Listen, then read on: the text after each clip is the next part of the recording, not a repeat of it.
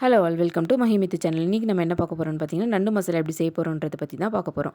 அதுக்கு ஒரு கடாய் வச்சு அதில் எண்ணெய் ஊற்றி கடுகு போட்டு வெங்காயம், இஞ்சி, பூண்டு பேஸ்ட் பண்ணி வச்சுருக்கோம். அந்த பேஸ்ட்டை இதில் ஆட் பண்ணி 2 பச்சை மிளகாவும் போட்டு நல்லா வதக்கி விடணும்.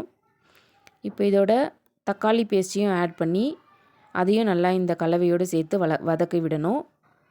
வதக்கின பின்னாடி இதில் கொஞ்சம் கல்லுப்பு, மஞ்சத்தூள் போட்டு அதையும் நல்லா வதக்கி விடணும். இந்த பேஸ்ட்டோட ஸ்மெல் போகணுன்றதுக்காக மூடி போட்டு நல்லா வதக்கி விடுறோம். இந்த வதக்கின பின்னாடி இதில் மிளகாத்தூள் போட்டு அதையும் நல்லா வதக்கி விட்டு இதில் உப்பு செக் பண்ணிவிட்டு இந்த கலவையை நல்லா ஸ்மெல் போகணும் அப்படின்ற வரைக்கும் நல்லா வதக்கி விட்டு இல்லை கழுவி வச்ச நண்டையும் அதில் சேர்க்குறோம்.